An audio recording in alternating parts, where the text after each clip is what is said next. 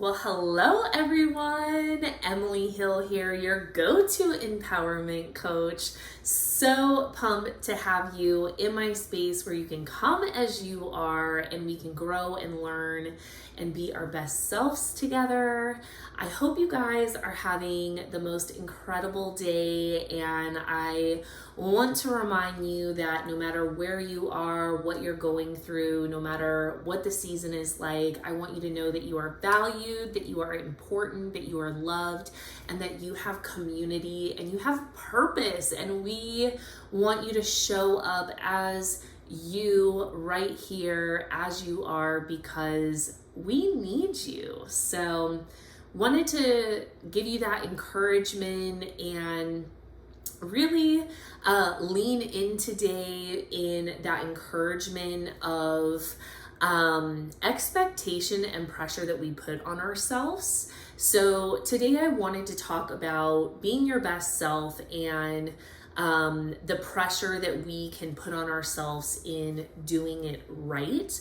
And when I say doing it right, I mean being our best self. So a lot of times I find that when we are working on being our best selves, we can put a lot of pressure on ourselves to show up in a perfect or right manner.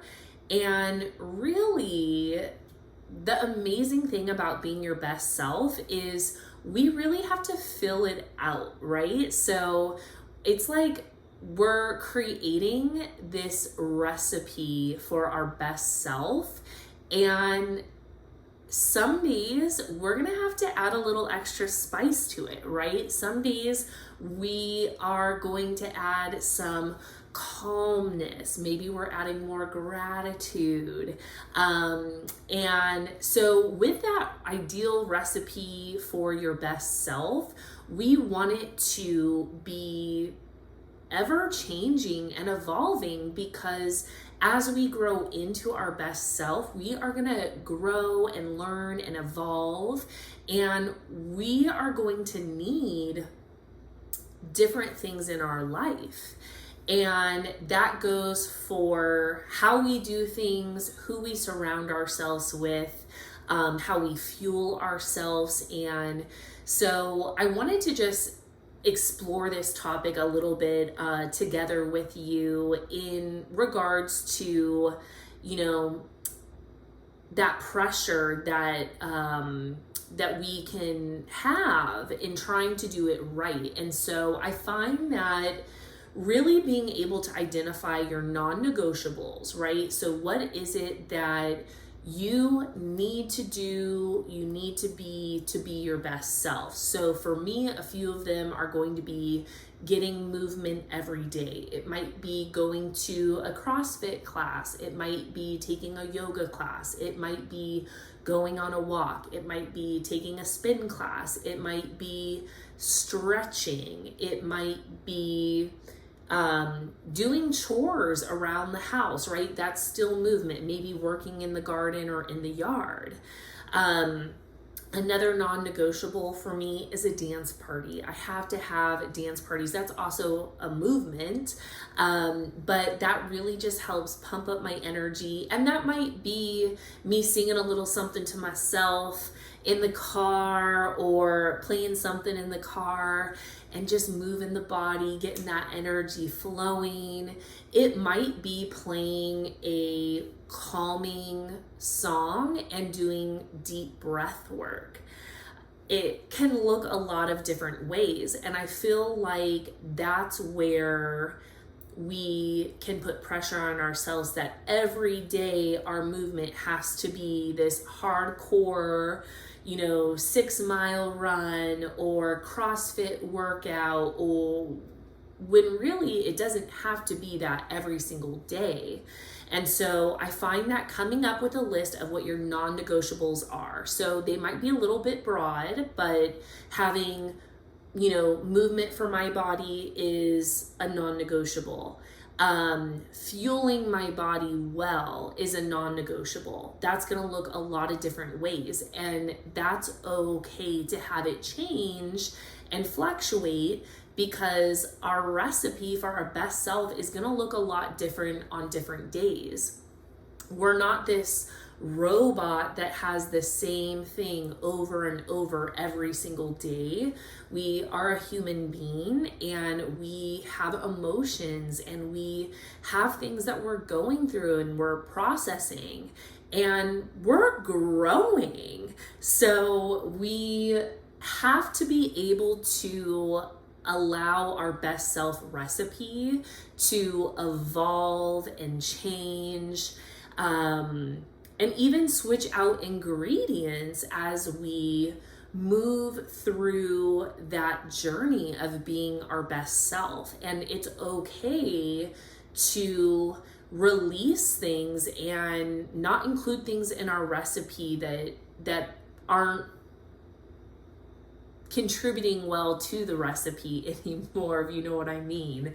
So a lot of times when we are becoming our best selves and working towards that, there are going to be times where maybe certain activities or shows or people or things are not going to serve us well, and we need to release them back to the spice cabinet, wherever it came from in our recipe.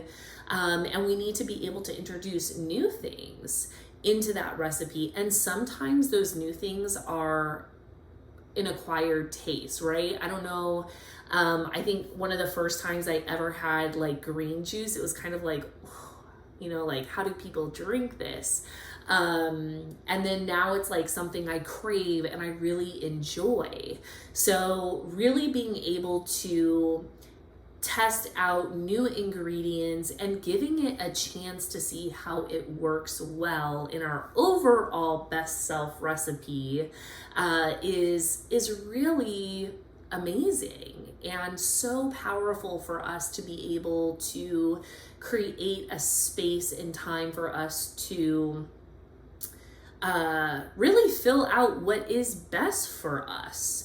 And going back to being able to do it right, it might be that Monday we are loving heavy cinnamon, right? Extra spice, whatever it is in our best self recipe. And then maybe next week, maybe we're not as heavy on the cinnamon. Maybe we're only using a teaspoon instead of a tablespoon. And that is okay. And I feel like the way to be able to release the pressure of doing it right is to have awareness, right? Awareness of how are we feeling, awareness of who are we being, awareness of how does this ingredient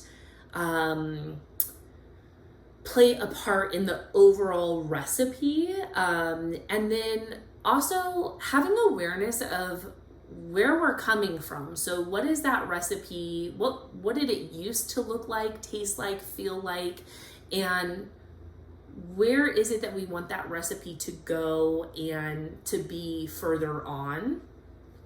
And then another thing is gratitude. And that gratitude comes from being able to be grateful for who you are and the ingredients that make you up and your recipe. And knowing that it's not a finalized recipe, and that you're still satisfying who you're meant to be, right? And so really having gratitude for the journey and the work that goes into the recipe. I don't know if y'all ever bake or cook, but sometimes these recipes are a labor of love. And that makes me think of some days being our best self will be a labor of love. It is going to be the labor of love in mixing and gathering and putting it all together. And that's totally okay. You're still being your best self because you're showing up. You're getting that ingredient, and that you're aware, hey, this is a lot tougher getting this ingredient in for my recipe than it was yesterday or last week, right? That's all okay. And really just having gratitude for your awareness and your desire to build into your best self and find the ingredients that you want. And lastly, I feel like having some fun, right? Having fun in being your best self and really exploring that recipe and all the ingredients that go in it, and knowing that maybe in a season or in a day, one ingredient, we may not call for it in our best self recipe, and other days we might, and that's totally okay. And really being able to gauge what feels best to be able to release the pressure of doing it right. So, all of that being said, I hope that this resonates with you. I would love for you to share what stood out most to you. And I would really love to hear, what are your top 3 non-negotiable ingredients in your best self recipe? So share them below, DM me. You can stay connected between episodes with me on Instagram. My handle's linked below. You can check out ways to partner with me to be your best self on emilyhill.com. And if this resonates with you, I would really encourage you to hop into my 30-day Activate and Generate Best Self Challenge, where we take 30 solid days to really focus in and be present on who our best self is, what she needs, what's holding her back, and we activate her and we get her generating.